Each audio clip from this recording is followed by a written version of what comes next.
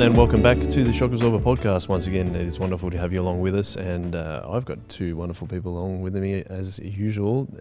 Regular co-host Tim, hello. Hey Joel. How are you? I'm doing very well, thank you. Good. We did an hour and 25 minutes last week. We did. Which I don't think I even realised that after recording it. was such a great conversation. Time just disappeared.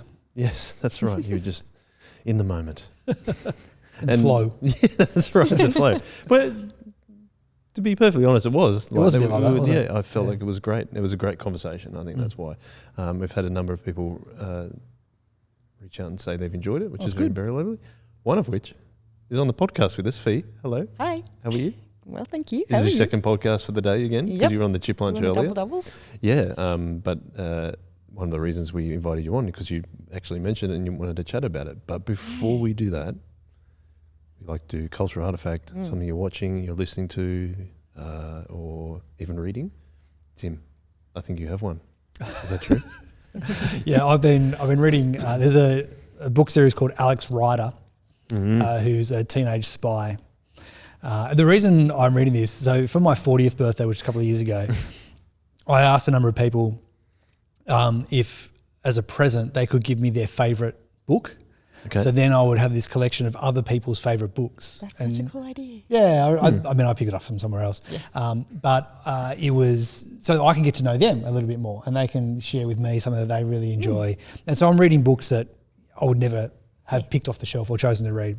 But my son, Micaiah, he really likes the Alex Rider series. And so he bought me this really special, nice edition of the 10th one in the series, which is his favourite. So you've got to get up to it. Oh yeah, I'm now working my way through his collection of 1 to 9, so I can then read the special edition of 10 that he Russian bought me Roulette, for. it's called. Russian Roulette, yeah, that's his favourite one, which apparently is a bit of a prequel. Is it? Yeah, it kind of spins back round to his first mission. And does so anyway. But that's always fun. If you love a series and they do a prequel well, like I reckon if you're a fan, you're just like, yes, I'm so excited. I'm just getting what I never thought I was going to get. Yeah, like, so I think that might be part of it cool. for Kai. Yeah, yep. So this week I finished number 5. Scorpia. Yes, I finished Scorpia. Sorry, I'm just looking at the Wikipedia at the same time. So that was all about a secret evil spy organisation that's trying to control the world. And Alex's adventures, he joins it for a little while because he gets upset at MI6. Really? But then he goes back onto the good side again. Are you doing spoilers? Spoiler alert. So in case you're interested in the Alex Rider series. And so I now, on my desk, I have number 6, but I have not yet started it. So that's where I'm up to in the Alex Rider series. Number 6, Archangel. Archangel, yes. Yeah, I'm not quite sure what it's about. I'm interested you brought it up though, because I've read the first 3 when I was back a teenager, because the first one came out, Stormbreaker, that first came out in July 2006. Oh, there you go. So I've read Stormbreaker, Point Blanc and Skeleton Key. But it's also, I've actually watched the first season of the TV series. It's a TV series? Yes, on Amazon. I did not know this. Yeah, it's got like 4 seasons or something now. Really? Yeah. Wow. The okay, first, there we go. and my wife and I watched the first one, but then as we got into the second one, we were like, yeah. Oh, that's disappointing. I mean, and to Fee's point, there's a lot of stuff that, like, the exciting part is like, how did he become? I apologise for not spoiling this story for anyone, but how did he become a spy? And the reason is because his uncle was a spy. Yes. And but they also believe his parents were too. Oh, and I found out more about that information number 5. Got to get through number 5 to find a bit more about his parents. I might need to join you and read the books, because I meant to go back and have some fun reading some young adult fiction. What I really like, it's great just before bed reading. Yes. Because it's not thinky, it's not hard to get into. It's just very easy. Smash through them. I probably sat up too late a few times because it's very much a page turner. Next, yeah. But Anthony Horowitz, the author, he's just great at that action paperback kind of world. And he's very much a teenage James Bond. And I really like the original James Bond series as well. And because it is just that, it's silly, it's over the top, it's just page turning. Yeah. And that's what this is. So, yeah. I'm actually, because I have read some other books by Anthony Horowitz and I'm trying to remember what they were called, but that's the reason I read Stormbreaker originally, because I'd read a couple of his books earlier. I'm trying to find what they're called though. There's one called Granny. I don't know if I've read that one though. Anyway, that doesn't matter. But that's really fun. It is really fun. Yes. Yeah, it is fun. That's all it is. It's fun. Don't have to spend too much time on it. But No. it's still engaging. Because I always struggle with, and I've talked to Fee about this before, my wife Karen likes to watch particularly like English police dramas. Oh, They're like slow moving and stuff. Right. And I can watch those, but when she switches to the American versions, which are just trashy and not very well done, I'm just like, oh, this sucks. It's always someone that's just running along a path in the first 5 seconds and finds a dead body. So that's the start of that's the start of the show. Yeah, that's it. That always starts like that. But the English ones that move a bit slower, and the crime is over a number of episodes. I don't mind that too bad. Okay. But if I watch too many of those, I'm like, the same thing happens over and over again. It's someone in the town, but we can't figure out who. It's one of the characters we've seen. Like, don't need to see that trope 17 million times. Having said that, Alex Rider is a bit of there's 16 bit of a trope or something. Let me tell you. Hang on, it has 14. 14. There. And is it finished? Still going. I don't know. Nightshade. 13 is Nightshade. 14 is Nightshade Revenge. Ooh, when did that come out? 2023 September. Okay, so maybe he's still going. Yeah, it could be. I reckon a 2024 one. I reckon there might be another one, but he's been running it for 20 plus years. It's good. Obviously successful. So good job, Anthony Horowitz. Good work, mate. Good work, mate. The other thing that I was thinking of in terms of, and I don't know if this is applicable or not. You remember we were talking about discipleship last week, and I briefly mentioned coaching trees, and you're a disciple of different coaches. I was going to take that a little bit further, if you don't mind. Please. There's always a lot of chat about Pep Guardiola, who is one of the most famous coaches, used to play for Barcelona, and he's considered a disciple of the great Johan Cruyff, a Dutch player. Can I just say what maybe somebody's saying? Which sport are we talking about? Soccer? Oh, thank you. Yeah, football or soccer. Thank you. For those people who... I only know that because I've heard you mention it before. Those people that belong to one of 3 countries, Australia, Canada and America, that call it soccer rather than football. But the interesting thing there is that, and we talked about kind of that transformative effect on the game. Johan Cruyff is the most influential figure, I would say the most influential figure in world football, because he completely changed the style as a game, playing the game, and then did the same thing as a coach. So a lot of the coaches, like someone like Pep Guardiola, are disciples of him because they actually played under him as a coach.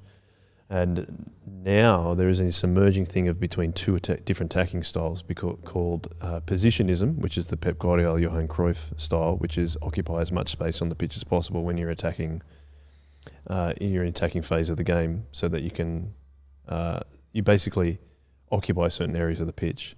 So you occupy a position. And there is an emerging area coming out of Brazil called relationism, which is where they kind of say the idea is the tactical approach is to tilt the pitch so you have lots of your players on one side of the pitch to play through the opposition. And it's almost like there's this spectrum of where you will be on the attacking spectrum of football. So that's why I just thought I'd take it out a bit further, and if everyone finds that boring, sorry. But if anyone wants to talk to me about ball, I'm very But it's interesting when you you see a game like sport or some other field where you think is fairly uniform, and then you there's someone can come in with a novel idea and really shape how that goes, and just the change that can make and the influence that can have. Yeah, and that's what's really interesting. There'll be like someone will change the game so everyone copies it, but then because it becomes so widespread, it will be someone needs to come in with a new idea. And in football, back in the 50s and 60s, that would often be the World Cup. So someone from a different country, a different coach, a different country, would come into the World Cup and blow everyone away. Something different. So the Brazil of 1958 and 1962 were that no one had ever seen how they were playing at the time. Next one was Johan Cruyff playing in 1974 with the Dutch national team, and the coach was Rinus Michels, doing exactly the same thing. But because football has become more globalised and you can watch so much of their games on TV, all of it is coalescing into one style. So that's what they're talking about, is what spectrum are you on in terms of the attacking? Yeah, well, my question was going to be how much of that is because if if you are only playing the rest of the world once every 4 years, and so you have the opportunity to create regional dialects, regional ways of playing. Yeah. And how conscious or not do you think that those Brazil teams of 58, 62 were that they were playing differently to the rest of the world? Or was it just because they were in their own system, they're in their own country, that's their primary culture. They're playing their culture, and they don't necessarily realise that they're playing the game different to others until you actually have this once every 4 year play. I think you spot on. At those times they couldn't. Yeah, they would just go, this is how we play football now, and would bring it to the world stage and play against supposedly the best teams at the time, but they were the international teams. But now, because the club game has become so much bigger, the top level of the game is what they call the UEFA Champions League, which is where the best teams in Europe play each other consistently. And because money has become such a big thing, that the more often people win, the more money they make, the more likely they are to remain in the competition. So I think that's a really great point. I think this is now a discussion about like how does culture influence how a playing style. And I believe like because football is such a massive game, it is the world game, like they like to call it that. You can actually know things about a country by observing their style of football. So their worldview sort of becomes apparent. Yeah, and it's actually, I mean, that's been written about and discussed. But for example, there's a thing in Argentina is that you need that creative star player who doesn't have to work too much but creates lots of chances. So there's a cultural identity. That's where it comes from, and that's been eroded away by globalism and being able to watch any game you want. But now it's still kind of happening. Even people that have been following that positionism style that has come from Cruyff, Guardiola, and other disciples like that, are now finding that it's all pass, and people don't know how to break open a game. So now they're going back to South America and looking at street football, and particularly in Brazil, for example, where they call the favelas, which is the much poorer areas, that they're just playing on the street. So players that are really good play against people that are older than themselves, but there's no fouls, there's no referees, it's not structured. Even in Netherlands now, they create specific areas to create that kind of street football atmosphere, even though it's different in a way. But they're finding that the children that have played in that street football environment are able to play at a higher level because they're used, like the way that they've learned and the way that they've built their relationship with the ball is that they are able to break open games that become really highly structured and highly, they call it like a high block or a low block of like how they're set up, an opposition is set up defensively, is that you need a player like everyone's heard of Lionel Messi, best player perhaps in the history of the game, is because of his dribbling. It's because of what he can do in a game to break it open, for example. Yeah. Which sounds a little bit like the story of Donald Bradman, that whole idea of, my understanding is that he practiced so much by himself. I can't remember what it was. There was some sort of impediment to his being able to practice properly. I think he didn't have a cricket bat. He didn't have a cricket bat? I think he did it with a stump as well. So I think he hung a ball from the ceiling and used a cricket stump instead of a full bat or something like that. I think that it was that kind of thing that he's working extra hard, harder than you would actually with the real equipment, and which actually makes you made him a better player there, and he could play off more balls and he could play, incredibly well because he trained with this, awkward equipment. The environmental factors. The environmental factors were much harder than he needed. And therefore you get onto a soft, well-manicured pitch with an actual cricket bat. And it's easy peasy for him. Super easy, yeah. That's really interesting. Or can deal with the much harder situations in that time. Yeah, more than anyone else. That's, an ongoing discussion about, and obviously you can hear my passion about football, but I coach my son. And even when I played football, you would play, I think it was 5 against 5 in under 6s and under 7s. And then I went to the full field after that. So it would be, I must have only been 8 and I'm playing on the full size pitch. Even now, they don't play to the full size pitch until under 12s. Okay. So, and I think it's still even too early, for example. But it's because it doesn't teach you the best way to develop as a football player if you're just learning to run long distances and kick it a long way and things like that. Oh, so you're not learning the technical skills because you're just trying to cover an enormous amount of ground. That's right. And the best way, and that influences your style of play. Our style of play is highly influenced by English coaches who came here and then experienced that. So that's that cultural identity coming to influence how we ended up with football. But also, Germany now have decided they're only going 2-on-2 and 3-on-3 up until beyond the age of 12 and trying to create that street football vibe. And now they're like, we're going to make it like a festival of football. Your son or daughter doesn't play one game of football.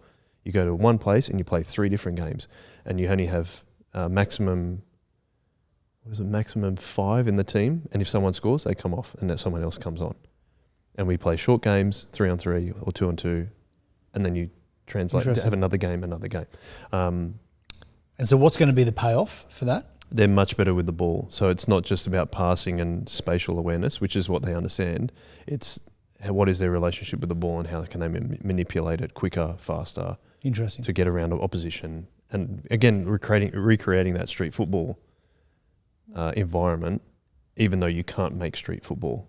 Like you can't create what's happening in the favelas in Brazil, but you can environmentally change the factors to go, everyone's getting much more touches. It's not just based on how physical or how fast you are. It's actually, you actually are forced to be actually better on the ball. Anyway, so that's a long-winded explanation of how much I love football. I did read this week that the team that won the Bundesliga is not the team. Bayer Leverkusen. Yeah. First time ever they've won the Bundesliga? Yes, but also the first time in 11 years that the Bundesliga hasn't been won by... Bayern Munich. Yeah. Yeah, that's right. Wow. Yeah. Yeah, so Bayern Munich have always been the biggest club in... Yeah, which the write-up I read, which is by a historian that I follow, and I get her weekly newsletters, Katja Hoyer, she said one of the downsides of that Munich have won for the last 11 years is that there's just not a lot of excitement about. So why get excited about a game when you always know the outcome? You always know who's going to lose, who's going to win. So there's just not a lot of grassroots excitement about the game in the communities of Germany because your team's never going to win. So what's the point? Yeah. And so this, potentially there may be this ray of hope that it's maybe we should start caring. So it's interesting. And interesting, Bayer Leverkusen were last season almost in the relegation zone. Okay. So the manager that took over at that time when they were in the relegation zone is Xabi Alonso, who played under Pep Guardiola at Bayern Munich. And now he's taken them to an undefeated... So far they're undefeated. They haven't lost a game all season by Leverkusen. And they've won the Bundesliga, as you're saying, by 11 points, which is unheard of because of what you're saying with Bayern Munich being ultimately the increasingly dominant power in football, and they always have been in Germany, but even more so with the expansion of money in the game. It's that there's a perpetual cycle. They're a really well-run club, but they also win everything, so then they get more money, and they just poach other players from the other teams in Germany, which is happening in other leagues too. But the Xabi Alonso thing is fantastic. Also played for my favourite club, Liverpool. Okay. I actually wanted him to take over from our German manager, Jurgen Klopp. But this is turning into a football podcast. We should probably move on. Why don't we turn to you, Fee? Because you said you really enjoyed the podcast that we did last week about discipleship, and as did I. Do you think there's a thing that really struck a chord with you? Yep. Because I should also say, I have been discipled for many, many years by you. And I appreciate that. Please as have I. As have you, Tim, yes. What a privilege. Lovely.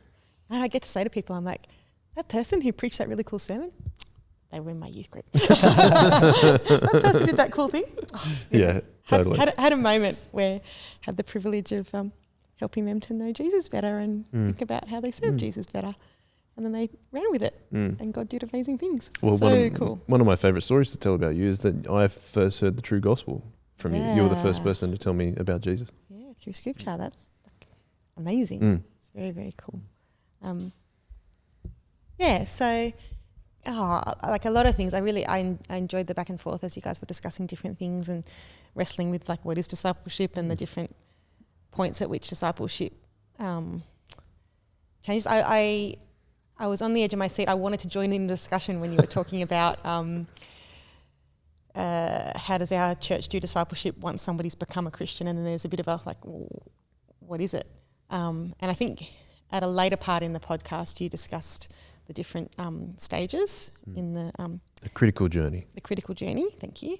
And it came up then, but in that part of the discussion, I wanted to say, like, you know, there was like, what do? We go to a Bible study, we read our Bible, we pray, we go to church.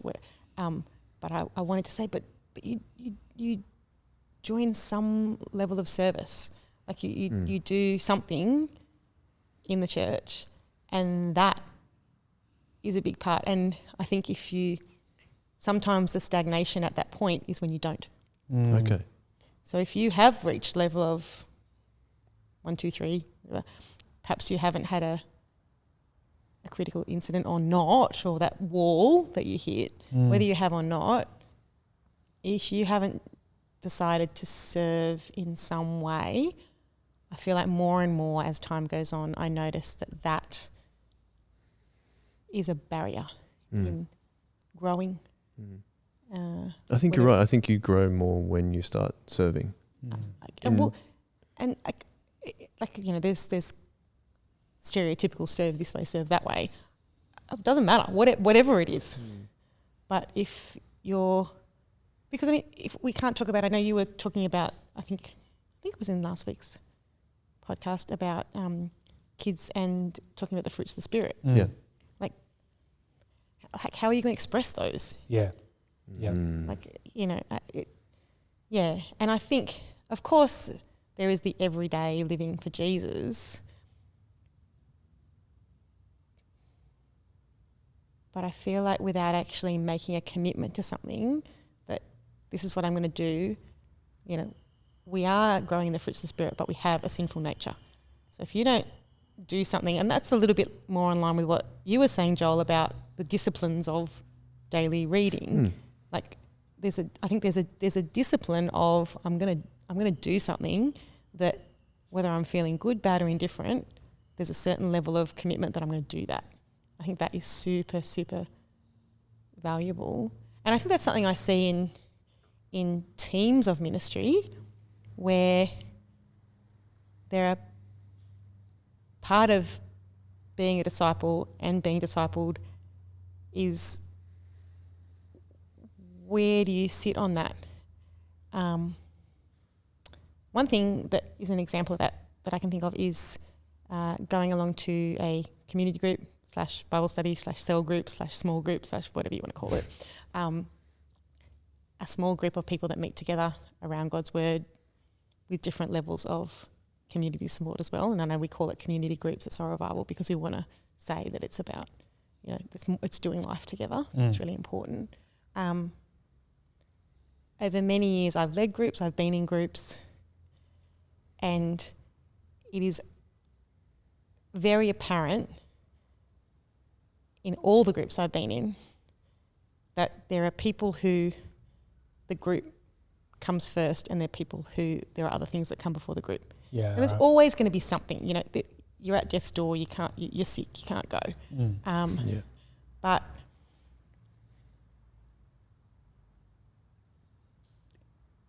some people, like, it's like that time, that is that time, and I won't do anything else in that time. Other people, that time is up for grabs, and if something else comes up, they just do the other thing. Yeah. It's not the immovable object in the diary that, well, yeah, if I get offered, or if there's something on a Tuesday night, and say, well, I just can't do Tuesday nights. Yeah. I can never do Tuesday nights. It's not going to be an option for me because Bible study is Tuesday nights. I've got a standing commitment, and that's the most important thing. And it would be a rare occasion for something to come up. Yes. On that would actually bump it. Versus those who's like, if I have a Tuesday night free, I'll go to Bible study. Exactly. Yep. Yeah, so if I'm free, I'll do it. If something else comes up, I'll do the other thing. Yep. And I think ministry can be like that too. And sometimes that can be a nature of how the groups run. So maybe somebody hasn't been shown the importance of their place in the team, for example, and that's on the group if they, that's like it's a failing in the group if somebody doesn't realise that it's important for them to be in whatever space it was. It's not all on the group, but there is, we can definitely do well or not well in showing people how important it is that they are there and they've committed to doing some sort of service or ministry. There's also the thing of like, do I try and find someone to fill in for me, or do I get someone to fill in for myself when there's a particular role that somebody plays? I think all those things, like, we can help people in their discipleship journey to think about them more. But like, so community group can be something that really helps somebody in their discipleship journey, or it can be something that doesn't. And that, is it the person making the commitment, like the Bible study, or is it the community? Because I know, Tim, you were more focusing on how does the community help us, and how do we do these things together? I think like it's got to be both. So I was really interested in that part of the discussion as you were talking about it. And then the other thing that particularly stood out was when you were talking about like, what is it to be a disciple and to be growing in your faith, and you were talking about times when you do grow and you don't grow. And that took me back to something that was that I heard a number of years ago. So if you're, I've done the podcast this morning for Chip Lunch, so it came up this morning. So if you're listening to both, you'll see the connection. Otherwise, it doesn't matter. I'll explain. But there was a period of time when Soul Revival Church started that I was also attending another church and went to their version of like Newish, which we do at Soul Revival with people who are still getting on board and trying to get their head around, how does Soulies work? What is my place? Is this a church where I feel aligned? All those sorts of questions that people have, and we want to welcome people in. So Stu and Lou do their beautiful get-togethers called Newish. When I was at this other church and went to something that was sort of the equivalent of Newish, and they were talking about their distinctives of the church, and somebody there said that, and I'm not going to get the wording right, so I apologise, but what I've taken away from that is the normal Christian life is growing. And if you're actually not growing in your Christian life, it's not like just you're a Christian and that's okay, and oh wow, this is cool because I'm a growing Christian. They were actually saying it's subnormal when you're not growing. You're actually like, not growing as a Christian is not the normal Christian life. It's less. And there's something wrong.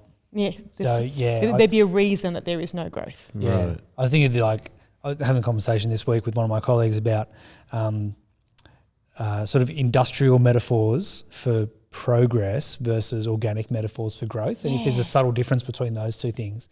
But in terms of that growth thing, I think like a plant. Yes. The normal thing for a plant to be doing is to be growing, and if the plant's not growing, then there's something wrong with the soil, or there's something wrong with the amount of water or the amount of sunlight. There's something going on for that plant, because the normal process is to be growing. Yeah, and it doesn't have to be a dead stick for something to be not right. That's right, yeah. It can just live on and live on and live on, but it's not actually, It's not healthy. It's not healthy. It's not healthy, I suppose that the growth from a plant, like healthy, so maybe that might have even been the language they used, but a healthy Christian is a growing Christian. If you're not growing, you're unhealthy. And I remember like hearing that, and it was one of those moments of like, oh, that's something I've thought for a long time but never articulated it that distinctly and that clearly. That is, and having been involved in discipleship type ministries of a little bit of kids, a lot of youth, like that's what you see. Like, and you guys were talking last week about kids that have grown up in church and how that works and the drop-off points and things. I think like the drop-off points become even more potentially a drop-off when they are stagnant. And I think that's probably a helpful word as well, because like, stagnant, yeah, like stagnant implies not great. A Christian that's not growing is stagnant. What do you think? I mean, Tim, even last week we were talking about, like, we've gone through periods of like, oh, I'm not growing.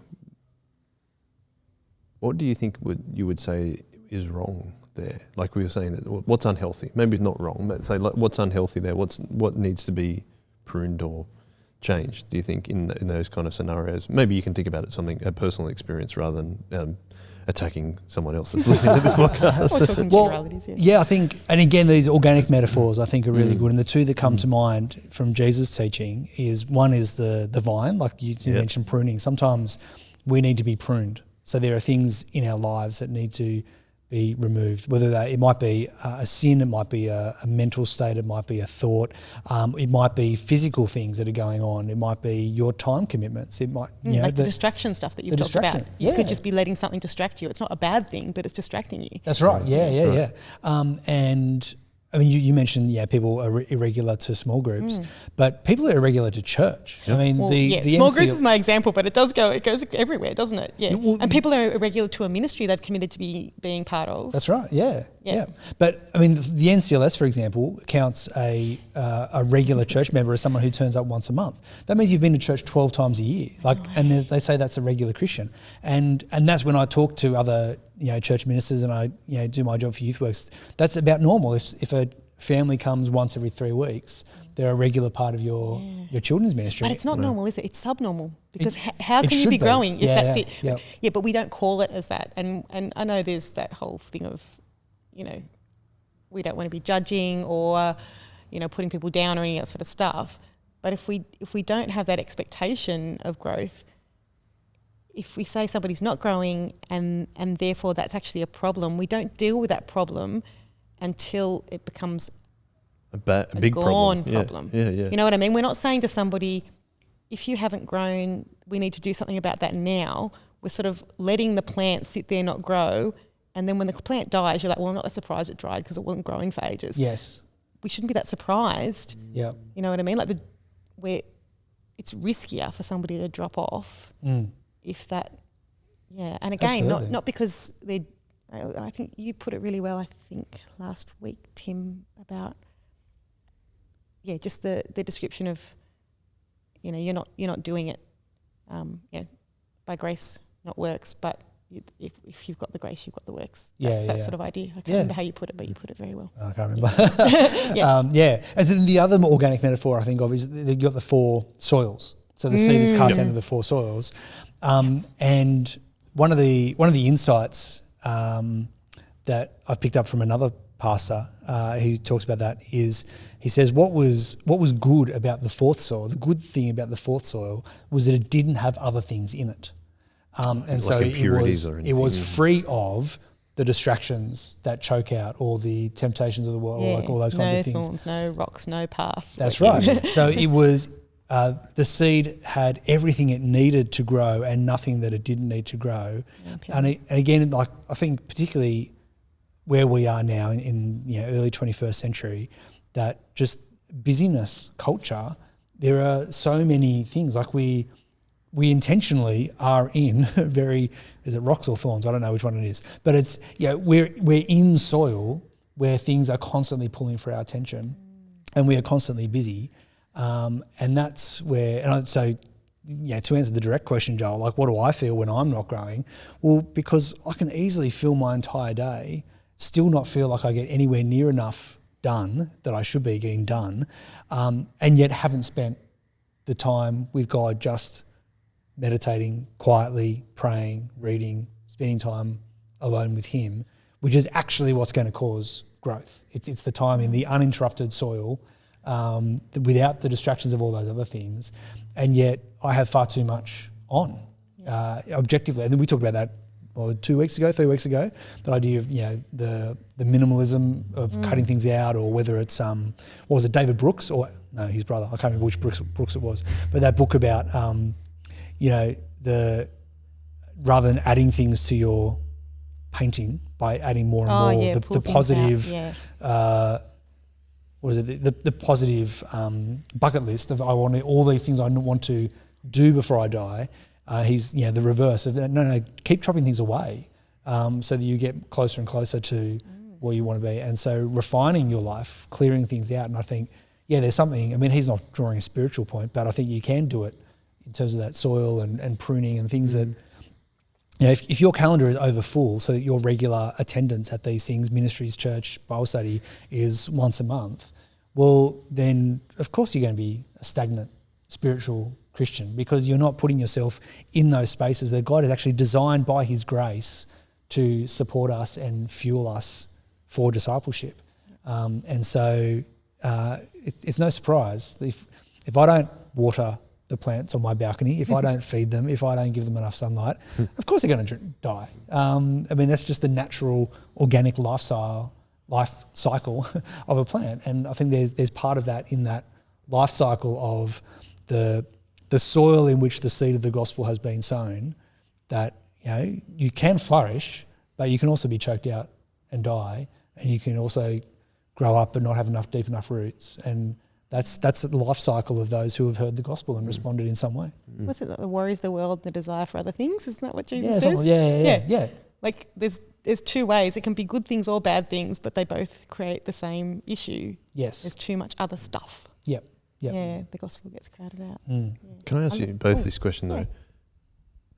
We talked about like what's not going great for you, Tim, for example, when you're not growing. How do you know when you are growing? So maybe I'll ask both of you that question. Why don't you go first, Fee? How do you know yourself if you are growing? I think often it's actually in hindsight, to be honest. I think that's true.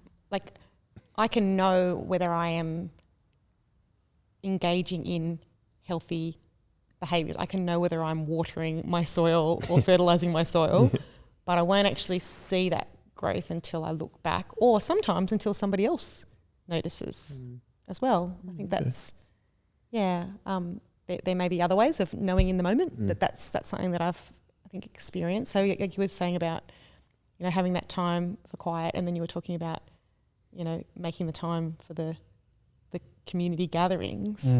Like, both of those things can play in at different times and at different ways. And but if you're not having time for any of those things, and like, you know, God can disciple you. I mean, there's the by yourself time, but there's also the being in community enough that you've got the relationships where that discipling will happen as well.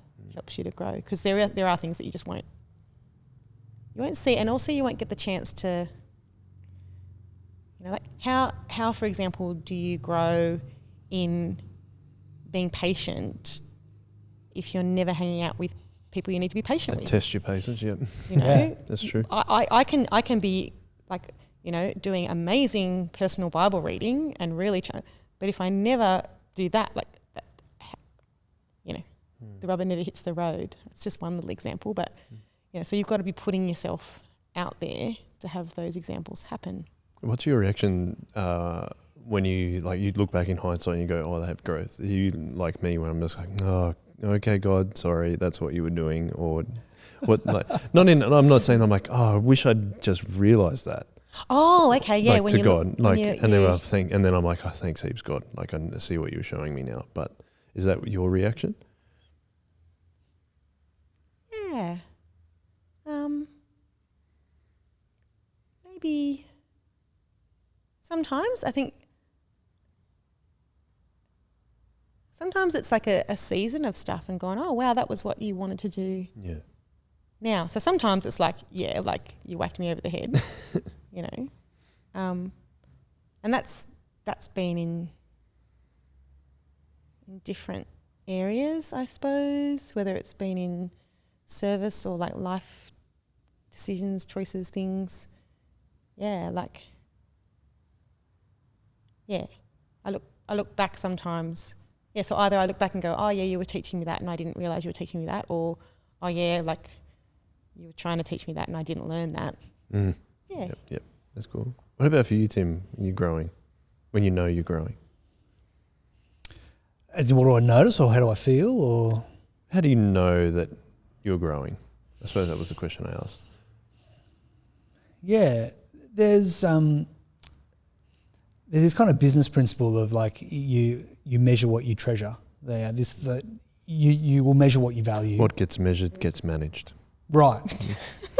Sure. But there's this kind of cyclical nature. Like if you value something, you should be trying to measure it from a business perspective. And if you are measuring it, you're showing that you value it. Now, I'm always a little bit cautious about management principles when it comes to discipleship. It makes me a bit nervous. But I just think there is something there about like you actually want to notice these things. And so, it might be, it might be habit trackers where you're noticing, actually I am reading regularly, and you can look back and go, yeah, actually my prayer diary is fuller than it had been the last 6 months, or actually I have read more of the Bible this week, or I have been more attentive. And then it's also trying to notice, I think you're helpful what you said, Fee, that you're noticing in other people as well. Like then people can talk to you, or you can notice other people. And I think I shared this last week, but in my community group. About the fruits of the Spirit. Yeah, the fruit of the Spirit, or a characteristic or something. Yeah. And for everyone to have one, and so that we can keep each other accountable to that as well. And for me, it's, this, I don't think I said this last week. So for me, it's discernment is the big thing, because I feel that a number of the, whether it be overworked, like I'm taking too many things on, or I'm, too busy, or I don't get the right things done at the end of the day, like all of that comes down to, I think, my inability to discern what is right at this moment, or for this day, or for this, and I'm not actually discerning well. And so discernment has been one of my big things. It's like, I want to discern what is right. And so Philippians 1 has been the verse, and I've got it stuck on a post-it note on my computer screen, that I want you to grow in knowledge and wisdom and insight so that you can discern what is right.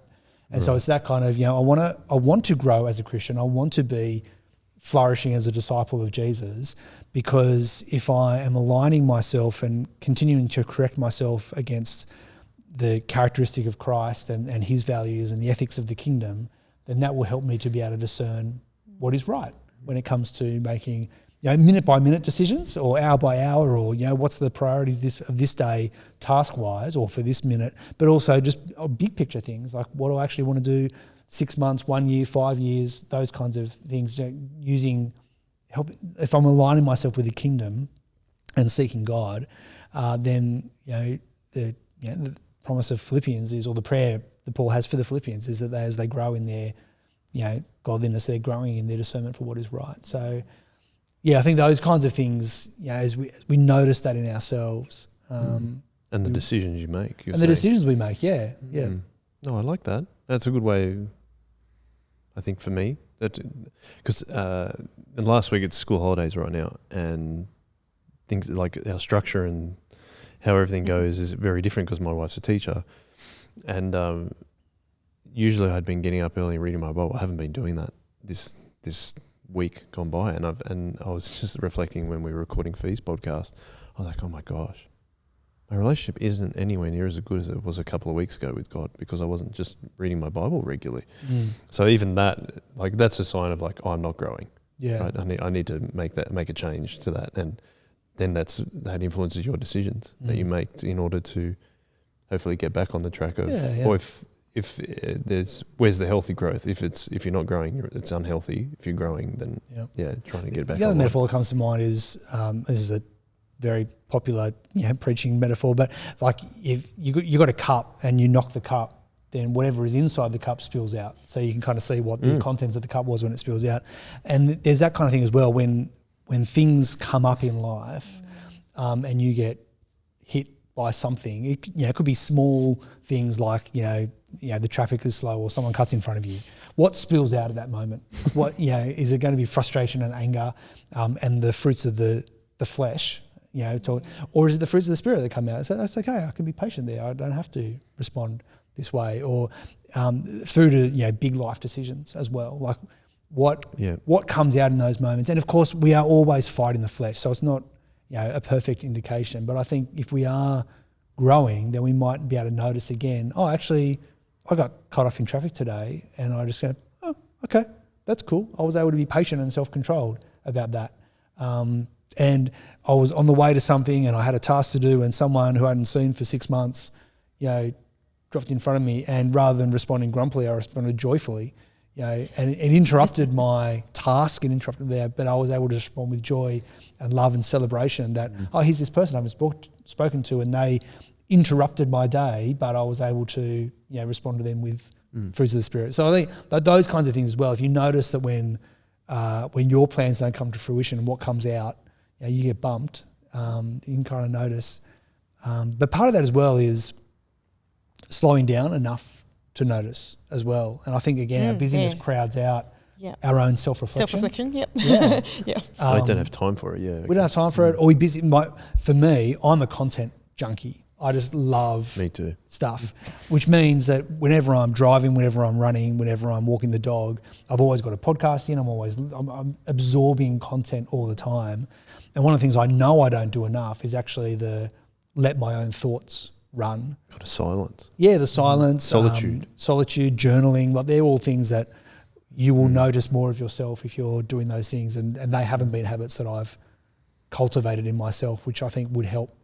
You can notice growth or notice areas for growth if you're actually slowing down. So if one of those things I know in theory but don't do it. And if you're reflecting on that about, 5 years ago when someone cut me off in the traffic, I would have let rip kind of thing. But now I'm less likely to do that. Yes. Yeah, that's an you won't interesting Stop and notice think you that. won't if you notice, don't. yeah. So creating enough space in your life to reflect in solitude about what has God done in my life. Yeah. And even having the time to meditate and pray about that too, I think that's interesting.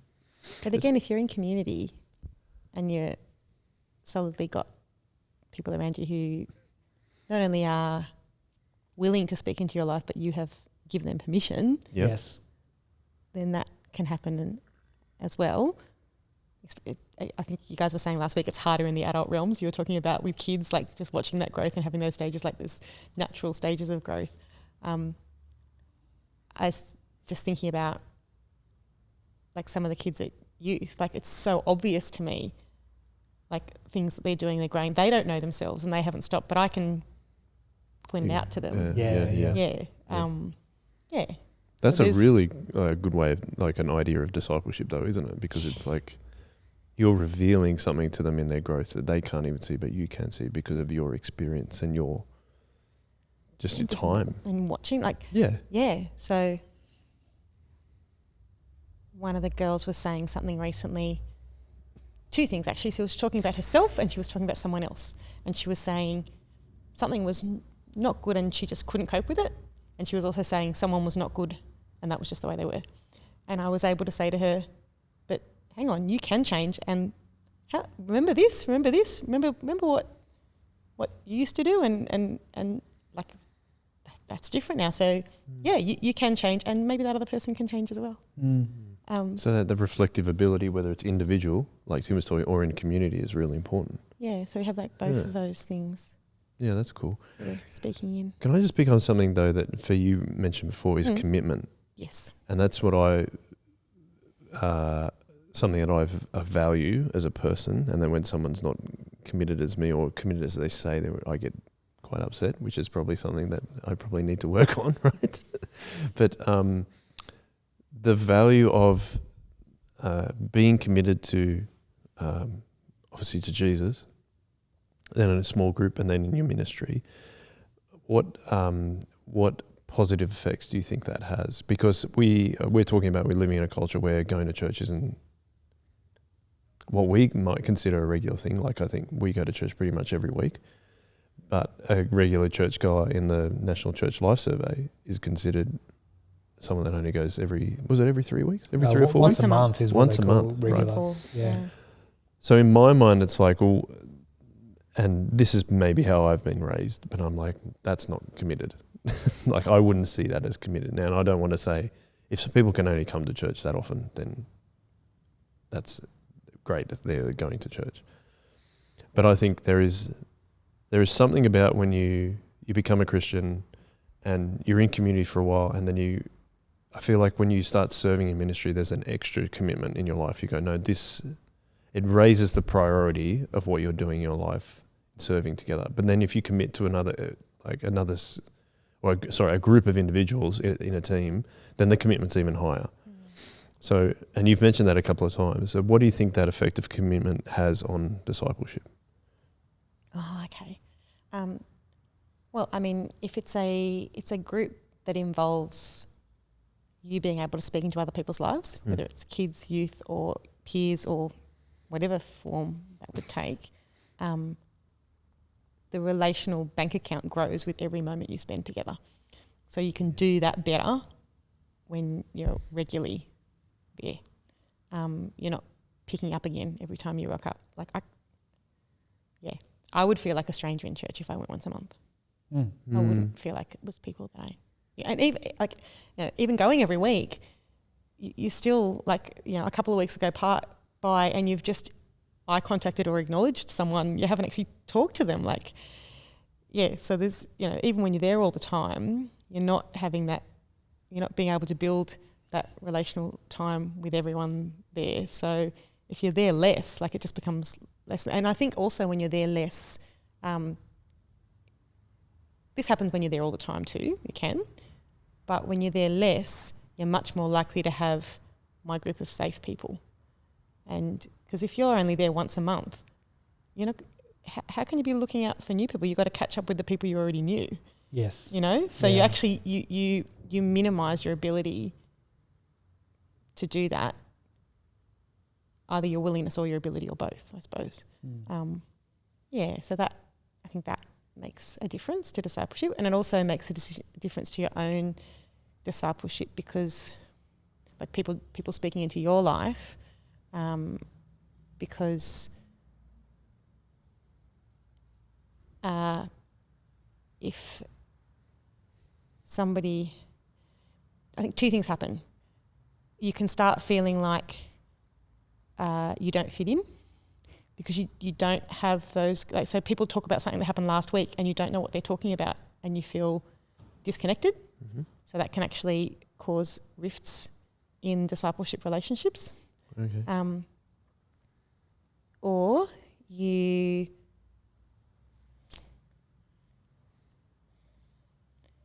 people who would be discipling you, instead of having hard yards, challenging discipleship, are just trying to keep you afloat. So when they see you, they're not going to tell you about, something that, you're this or you're that or whatever. They're just going to try and look after you. I mean, that's what I would do. Yeah. And I think most people would do that. So, a space that's probably easier to quantify that is in youth. A kid who comes once in a while, you're just going to make them feel loved and welcome. Yeah. But a kid that comes every week, you may actually have the opportunity to speak into, I've noticed this, what's going on with that? Or, you're being a bit why aren't you including that person? Or, those conversations happen more. That's an opportunity for growth, I think, like you're saying. So if the more times you're turning up, the more likely you're going to face something where that expectation you were saying of growth, you're going to come up against that more often. Yeah. That's because the Bible calls us to. Yeah. But then you're also going to have more moments to be changed. Yeah. What do you think about commitment too, Tim? Yeah, absolutely. I think back to when we were all doing youth ministry at Guymere, and that we would see each other on Monday nights for Bible study, Wednesday nights for blah, Friday nights because we were doing ministry together, Saturday nights because we were all hanging out as friends together, and Sunday night for church. And so we're seeing each other 5 nights a week, every week. And then I had someone who I was very close with who said, I come to Saturday night once every 3 to 4 weeks, and I just feel really on the outer. Yes. I'm like, well, of course you do, because your level of commitment, I mean, by the time you come to, we've hung out 15 times that amount of time than with each other than you have. So, I mean, that's okay. It's okay. But often that the language of that is you guys, I'm not being looked after. Yeah, you've got to let yourself get looked after. Yeah. You don't have to come to all those things, but if you're not even coming to one thing regularly. Yes. Yeah. Yeah. And so I think, of course, that's the case. It's natural. It is natural. And on the opposite side of that, I mean, I felt that when I studied SMBC, I don't know if you had the same thing, was we were part-time students. You turn up, you do your subject, you go home. And you've got all these full-time students, most of which are actually living on site. And so again, they're in each other's pockets all the time. Yeah, the proximity thing. Yeah. And I always found, the first month or so of the year, everyone's super welcoming and lovely and try to include you in conversations, and that's great. But then after the first month or so, they just keep reverting back, and they kind of smile and go, oh, you're that person who only turns up for this class. Yeah, that's right, And everyone's lovely and everyone's nice. But of course I don't have the same relationship. They're spending 24/7 with each other, nearly all week. and I'm dropping in for 3 hours. Most of the time is sitting in a chair listening to a lecturer. Exactly. So, and you don't, and as, noticing that, and exactly the same thing you say, like, the first couple of weeks, like everybody's getting to know everybody. Yeah. But then their relationship goes here and yours sits here. But then you don't, like, I never expected that to be my primary. If I wanted that to be my primary space of discipleship, I would have had to clear my life and go there full time. But Absolutely. I didn't want to do that. Yeah. I wasn't, that wasn't my choice. So therefore I'm like, well, that's okay. That's fine. And that's a level of maturity as well, being able to go, well, I've put in this much. Yeah, this is So what I am expect to get out of it. Yeah. Come out of it. Yeah. I found the same at uni. So we were the Evangelical Union at Wollongong. Again, partly I was doing an arts degree, so I think I had 9 hours of face-to-face classes an entire week, which means I was only there like maybe 1.5 days. And the Christian group are very excited. They do their things really, really well. They expect high levels of commitment from all of their, Christian. If you're a Christian on site, you should be coming to everything that they do. Yeah, and you should start in a Bible study, and then you should lead a Bible study, and then and all of these things. And I was, if I happened to be on site during a Bible study day, go to Bible study. If I happen to be on site and the day they did their lunchtime group, I go to lunchtime group. That's fine. I mean, it's lovely hanging out with other Christians on campus. But I got, taken out for coffee by one of the leaders who sat me down and rebuked me because I wasn't buying all in to their program. And didn't I know that this was the 3 most important years, not only of my growth, but of the other non-Christians on campus who, may never meet another Christian ever again. And so I had all these opportunities and I was squandering it. And also I wasn't growing. And I'm like, university is at least an hour away from home. I'm not going to come to your lunchtime group on a day that I don't have class. But they couldn't see that. But also the other thing was, like you say about SMBC, we had Guy Meir. I had all like this community who I was deeply embedded with, and who I had this interdependent discipleship relationship, which was essential for my growth, and for me to speak into. And so I didn't expect to get that out of uni. And they just couldn't process that. They couldn't work out why I wasn't putting all of my eggs in the ECU basket. Yeah. Well, for me, the reason I mentioned the leading the Bible study is because, I was at Sydney Uni, and the next, when you were second year, if you were solid, then you would be like sort of like co-leading a group. And by the time you're in third year, you'd be the senior leader of the group. That was the thing. And I never did, but I was very willing to go along to a group. So I would, it was big enough, there were enough groups that I could find one on a day that I was there. I was a little bit more than you, but I was still doing an arts degree, so I wasn't there all the time. But I would find one, and I would sign up, and I knew that the leadership were like, I'm leading 3 Bible studies back at church. I don't need to lead a Bible study at uni. That's okay, there's plenty of people here. The other thing I noticed was that people perhaps weren't being raised up in their church.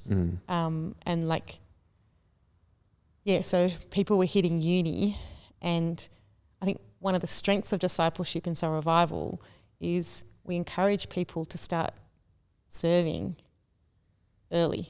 Not too early and not in an inappropriate way, but things like light leadership was what we call it now. Back in the day, it was a commitment helper. Yes, Yep.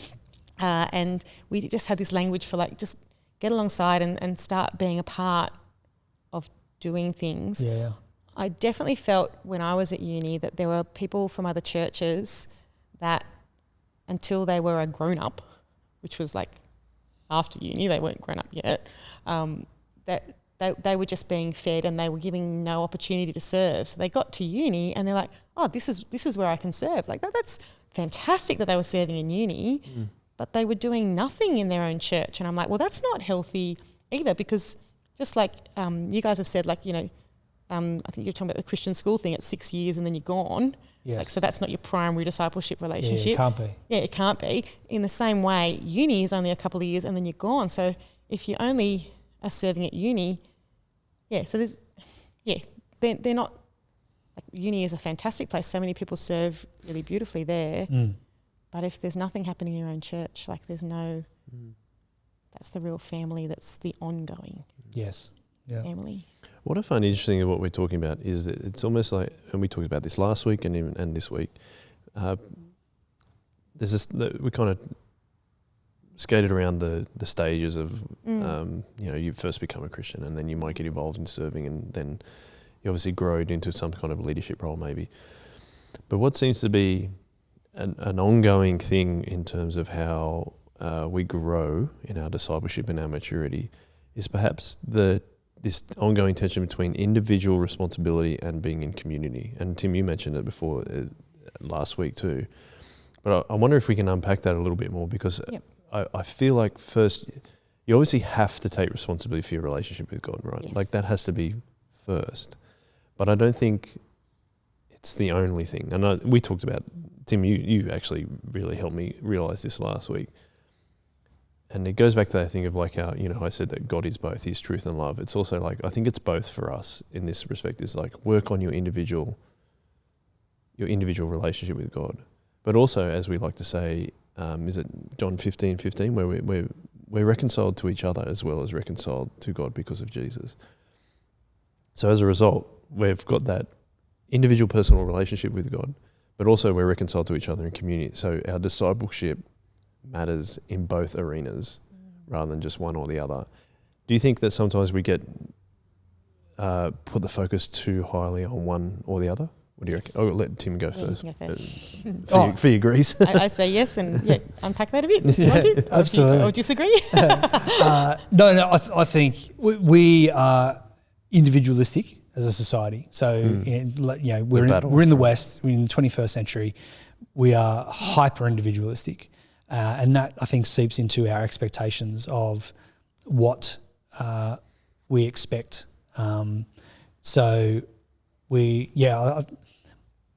God saves individuals. Like my individual relationship with Jesus absolutely matters.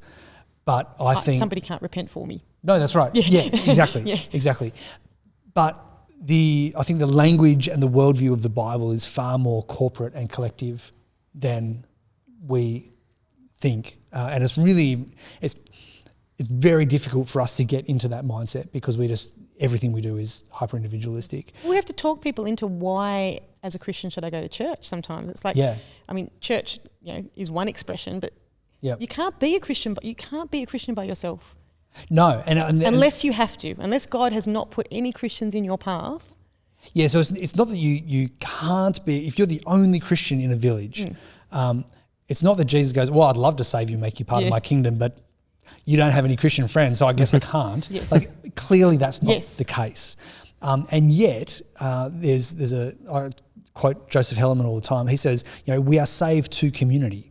So there's this, which strikes us as really odd and difficult. And I think there's a quote that our friend Rob Doyle writes in his book about how, community is necessary for salvation, which strikes us as, that's putting something, but what he's trying to overemphasize is, no, there is an inherent corporate nature to our salvation. God has designed us to be corporate Christians.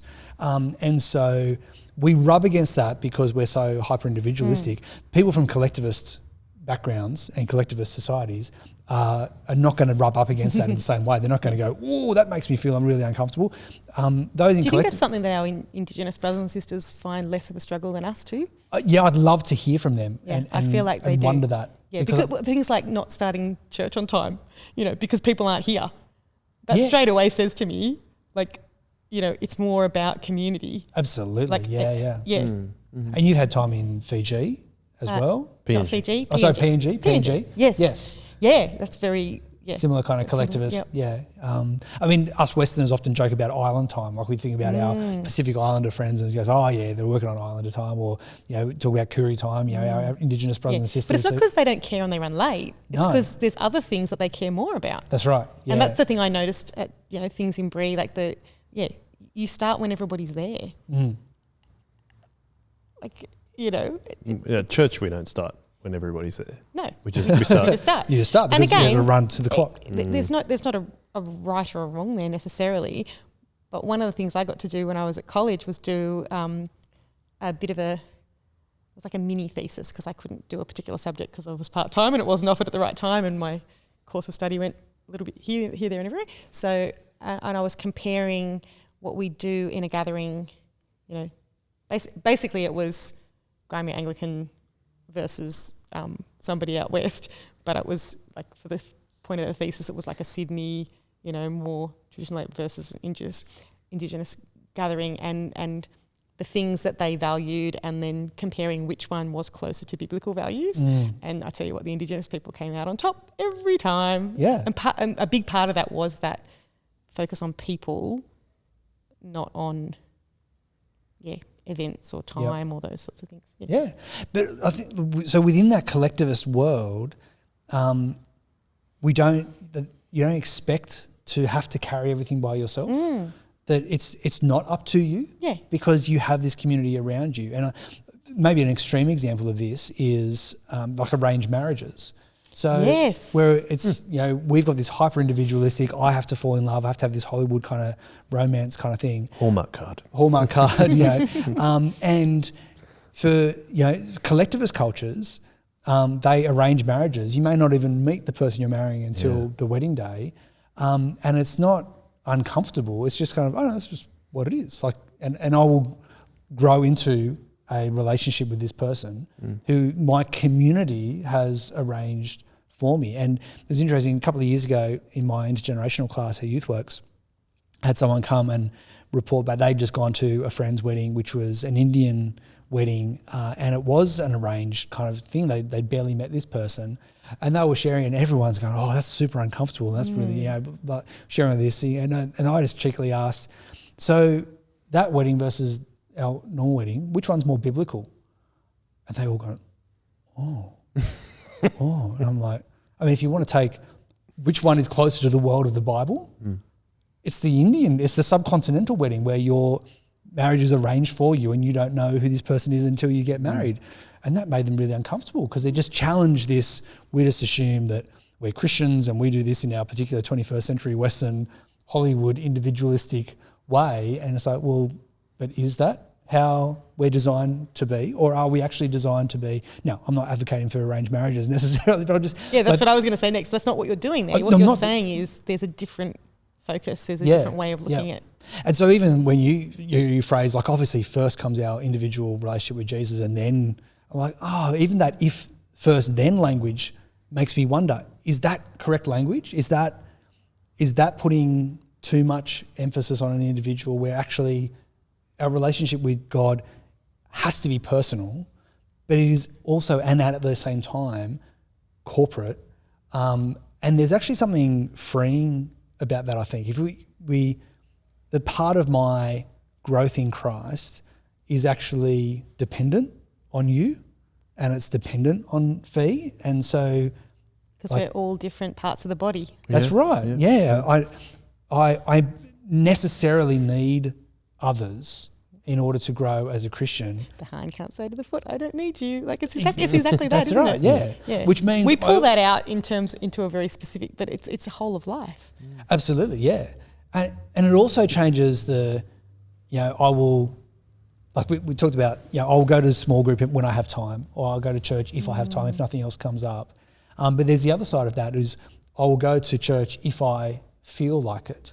And if I'm in a healthy space, then I can go out and do this. And it's this kind of... And I almost shouldn't go and foist my unhealthy self on those other people. Yeah. And it's like, actually, no. Like you go because you've got the rhythm of going, and you go particularly when you need other people. But you also you just go because that's what you do. That's what corporate Christianity is. We express our lives corporately. And so there has to be that element there as well. Yeah, I think it's really, really interesting to think about. It's funny just thinking about that arranged marriage thing of that, like the community has almost vetted your partner for you before you have. Absolutely, yeah. Yeah, and that it's interesting that the community is obviously so much a part of it. Like we know what you need best, and that just grates so much against I know what I. And there's also a humility that's required to say, and I trust that. Trust you, yes. And so, and this is the other thing that our individualistic world doesn't deal with is I know me best. And so if you give an application in a sermon, or if you give a rebuking word at a staff meeting and say, hey, Tim, I think that was out of line. But the individualist part of me goes, you don't know me. You don't know what's going on in my life. How dare you? Like, you don't know what's going on. And also, you don't understand me as well as I understand me, which is very individual. Actually, maybe you do. Maybe you understand me in this moment far better than I understand me. Yeah. And you see something that I need far more than I see what I need. And so there needs to be this interdependence that we need with each other as Christians. Is that I actually need to be humble enough to say, that's what I was going to say. It strips away your pride. Absolutely. Oh. Yeah. Because actually you probably have seen something in me that needs to change. And it was wise that you rebuked me in that moment. Or afterwards, pull me, whatever it is. I don't have anything in mind. But but to be able to say, actually,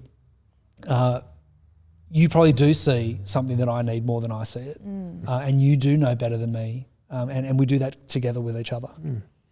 Yeah, I think that's really important. Fee, can I get your thoughts on that individual versus community tension we'll kind of wrap up the podcast on that?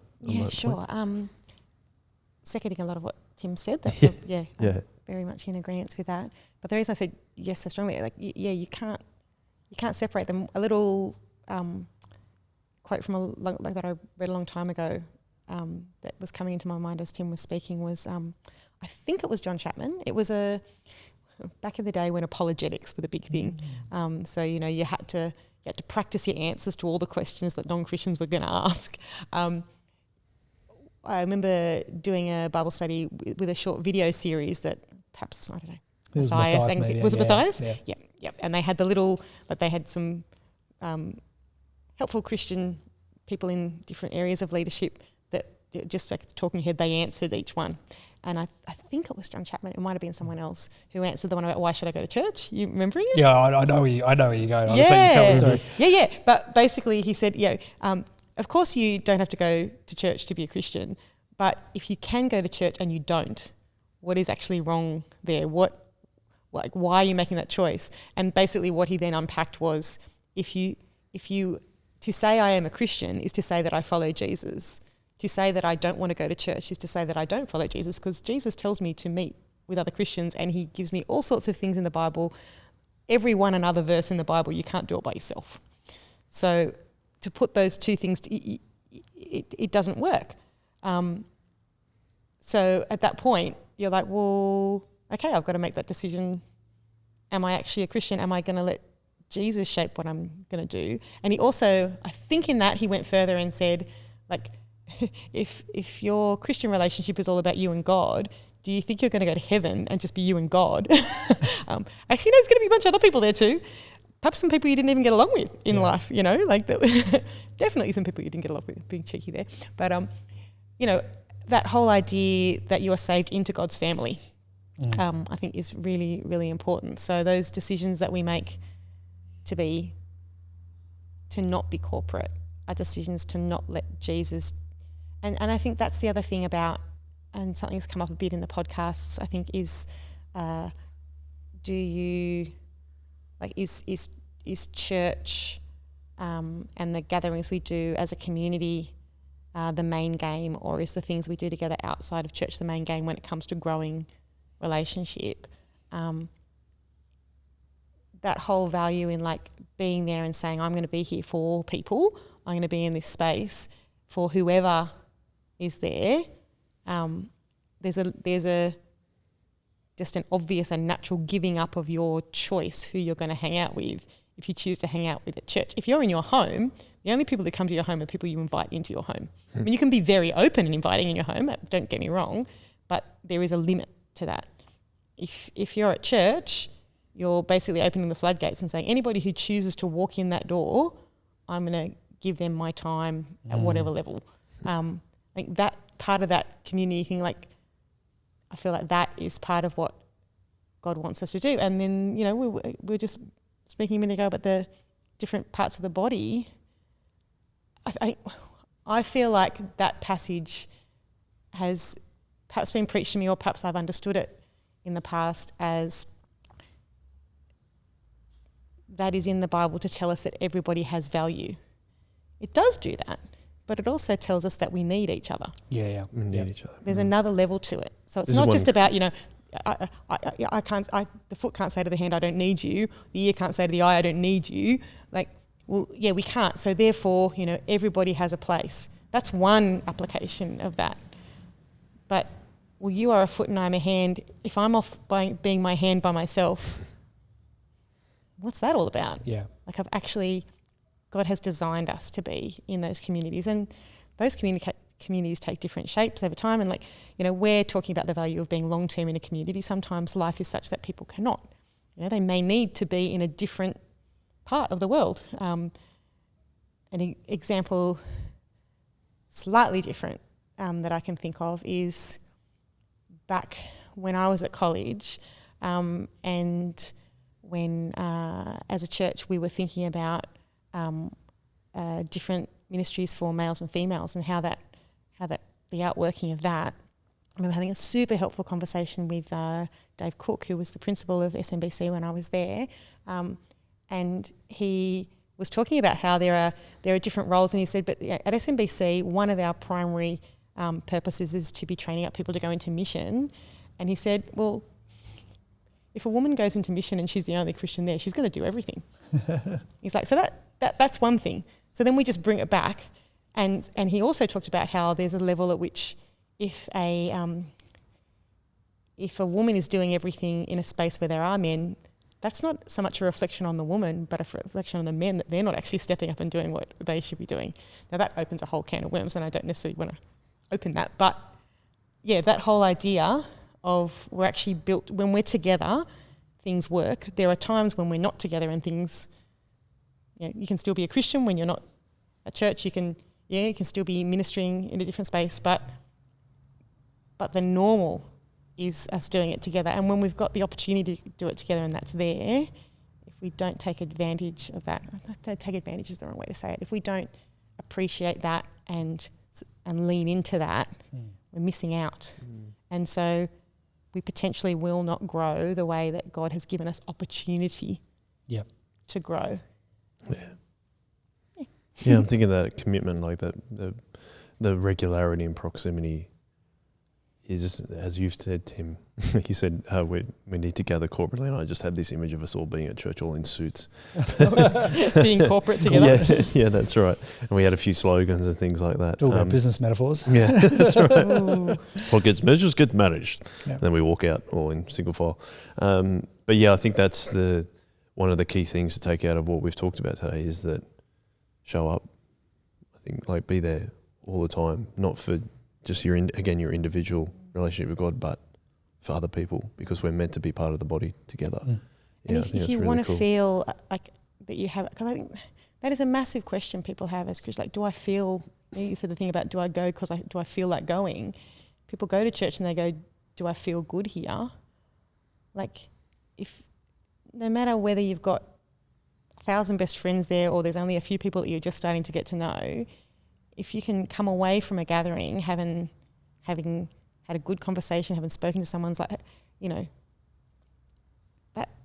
that is how we start to feel like God gifts us those things so that we feel good about the situation. You don't have to have 1,000, there's times when I've had to let friendships go because I've really felt convicted that God wanted me to spend time with other people who didn't have people, and some of those people that I let go are still really good friends because they were doing the same thing. And other people went, and I wasn't putting in enough time for them to say, we're still friends now. Like that whole thing of so I could go, I'm really sad, like I don't have a best friend at church or that sort of stuff.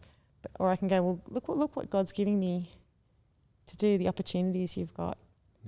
Yeah, like you change what you get joy out of, and that's a growing. That's growth. Thing. That's God changing you, right? As well, and you always have those. You can have those moments where you don't feel that, and you have to stop and think, and that's that personal time of like, what's going on here? Why am I feeling this way? Why am I thinking this way? So there is obviously that's part of the picture. On that, one of the things that Stu used to say was, by just turning up to church, being regular and making that primary, in your weekend or whatever it is that, what was his phrase? He's letting God choose his friends for him. Yes. Oh, Yep. right. Yep. And so again, Absolutely. there's that giving up as well of that individualistic preferences. Like there are people that, are my best friends and I would choose to spend time with. And yet actually by putting church and my corporate gathering together as the key part of my weekend, I'm actually, as you say, there are going to be times when you say no to other friendships that, your personal preference might benefit from, but actually I'm letting Jesus pick my friends for me. And so I'm giving my time and attention to whoever turns up. These people in this room, okay, great. That's who I've now got the next 6 hours with. That's who I'm going to, spend time with. And in that space, like sitting in this space is really interesting. I'm looking over that cryo room over there. We came to Miranda Cons for youth a couple of weeks ago, and I spent the entire night in that cryo room with 2 girls. Right. And part of me was like, oh, I really wanted to give some of the other girls some time and check, but that's what had to happen. Yep. And I don't regret doing that. But every choice you make to do one thing is a choice to not do another thing, and you can rile against that, or you can just go, well, I'm just not going to. But God puts these different situations in, and you just you do what needs to be done. So So for instance, that night I didn't get to hang out with Sally, Tim's daughter, who I love hanging out with at youth. But I got to be alongside some other girls who needed some particular discipleship that night. So it's in every situation, there's those choices where you have to think about what is God putting in my path. Yeah. As part of what I'm thinking about in terms of that discernment piece as well, to discern what is all right. the things you're like, they're, it's not like a good thing or a bad thing. It's like, but what is the thing that God's putting in my path? Yes. And sometimes it's like, what's the thing that only I can do? That's right. Yeah. And sometimes there might be somebody else who could, but you happen to be in that place. Yeah. There's so many different factors. Absolutely. Yeah. So that Friday night, it was right for you to discern that those particular girls needed you for that particular night, which yes, took you away from dozens of other relationships and dozens of other responsibilities that you could have rightly and goodly and godlyly. Godlyly. I like godlyly have done. And yet, your discernment at that point was, no, these 2 girls need my attention. Yeah.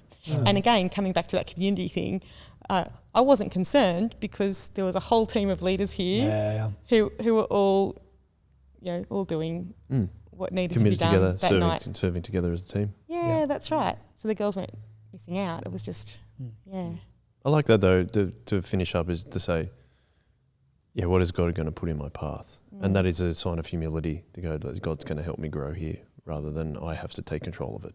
And once you've seen it, once you've seen something that needs to be done, then that's God saying, come on. Yeah. And I think probably growth and discipleship is, what do you say to that? Yeah. Oh, that's a perfect way to finish. What do you say to what God's putting in your path? Yeah. Yeah, that's cool. Well, thank you very much, Tim. Thank you, Joel. It's been fun once again. And Fee, thank you for jumping on for your second appearance on the Shock Absorber. Thanks for having me. But it's been great discussion. Thank you very much. If you have any other thoughts, queries, rebukes, as you said, please email them to me. Don't include me in it. You're welcome to include me in it. At joel@shockabsorber.com.au, and we'll bring it on the podcast just as Fees come on the podcast. And as always, we like to finish with a one way. So thank you guys. Thank you to everyone listening. And one way.